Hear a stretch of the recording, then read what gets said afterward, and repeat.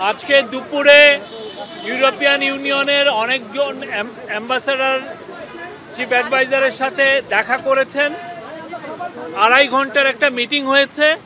আর বিকেলবেলায় বিক্রম মিস্ত্রি Indian foreign secretary এসেছিলেন প্রফেসর ইউনুসের সাথে দেখা করতে।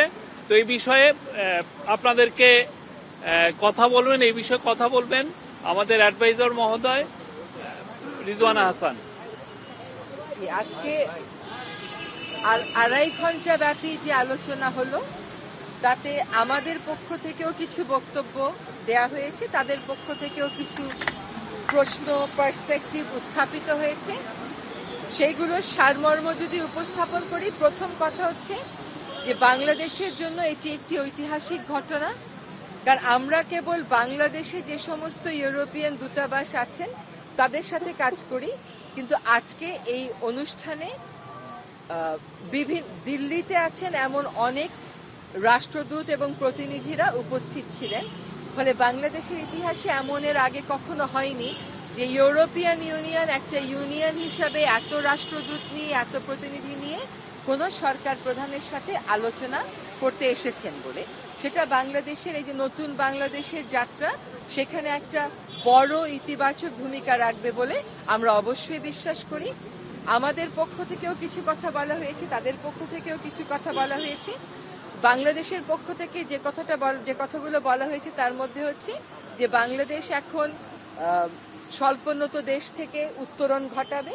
সেক্ষেত্রে আমাদের কিছু বাণিজ্য সুবিধা ইউরোপিয়ান মার্কেটে প্রাপ্তির ব্যাপারে আমরা আমাদের কথাগুলো বলেছি। আমরা জলবায়ু পরিবর্তন বিষয়ে কথা বলেছি, আমরা রোহিঙ্গা সমস্যার সমাধানের বিষয়ে কথা বলেছি। তারা আমাদেরকে মানবাধিকারের বিষয়ে জানতে চেয়েছেন, নির্বাচন নিয়ে কথা বলেছেন, শ্রমিক অধিকার নিয়ে কথা বলেছেন। সেগুলোর উত্তরে আমরা তাদেরকে জানিয়েছি যে প্রত্যেকটা বিষয়েই প্রক্রিয়া অব্যাহত রয়েছে। আমরা অবশ্যই একটি স্বাধীন, ফ্রি, ফেয়ার এবং ডেমোক্রেটিক ইলেকশনের দিকে যাব। আমরা বিচারের কথা বলেছি, আমরা বলেছি যে ইন্টারন্যাশনাল ক্রাইম ট্রাইব্যুনাল সেটার কথা জানিয়েছি। বিভিন্ন রিফর্ম কমিশন কোন কোন ক্ষেত্রে রিফর্মের জন্য কি পদ্ধতিতে কাজ করছে এটা তাদেরকে আমরা জানিয়েছি। তাদের বক্তব্য ছিল শ্রম অধিকার বিষয়, সেখানেও আমরা তাদেরকে বলেছি সেখানে একটা কমিশন হয়েছে এবং বাংলাদেশ যাতে আর চিপ লেবার এই কথাগুলো আমাদেরকে শুনতে না হয়, বরং শ্রমিক স্বার্থ যাতে সুসংহত থাকে সেটার জন্য যে এই কমিশনের মতামতের ভিত্তিতে আমরা ব্যবস্থা গ্রহণ করব সেটা আমরা জানিয়েছি। একটা প্রস্তাবনা আমাদের পক্ষ থেকে ছিল যে বাংলাদেশের নাগরিকেরা অনেক ইউরোপিয়ান দেশে যেতে গেলে ভিসার জন্য আবেদন করতে হয় দিল্লি থেকে। এইটা অনেক সময় ঝামেলা হয়ে যায়। তাদের কাছে আমাদের একটা সুস্পষ্ট অনুরোধ ছিল যে তারা যেন এই ভিসা সেন্টারগুলো দিল্লি থেকে সরিয়ে অন্যত্র স্থাপন করেন, যাতে করে এই মুহূর্তে যারা বাংলাদেশি শিক্ষার্থীরা ইউরোপের বিভিন্ন দেশে যাবেন কিন্তু বাংলাদেশে তাদের দূতাবাস নেই, তারা তো যেতে পারছেন না, প্রক্রিয়াটা বিলম্বিত হচ্ছে। ভবিষ্যতে যেন এরকম বিলম্বিত আর না হয় সেজন্য দিল্লিতে সেন্টার না রেখে আমরা অন্যান্য দেশে সরিয়ে নেওয়ার কথা বলেছি।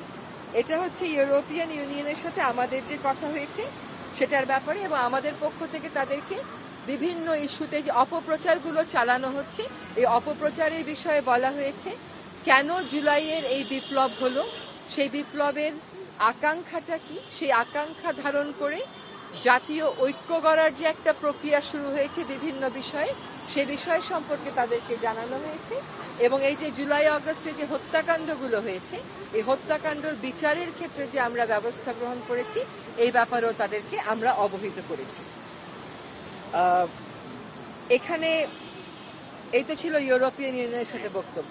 আপনাদের কোনো প্রশ্ন থাকলে বলেন, আমরা উত্তর বিক্রম মিস্ত্রিটাও দাঁড়ান, বিক্রম মিস্ত্রি জি আপনাদের করে নিই, তারপরে একবার ইউরোপিয়ানটা শুরু হলে তারপরে আমরা বলি। ইউরোপিয়ানের ব্যাপারে আপনাদের কোনো প্রশ্ন থাকলে এটা পরে নিব, প্রশ্ন পরে নিব। আপনি একটু বিক্রম মিস্ত্রিটা।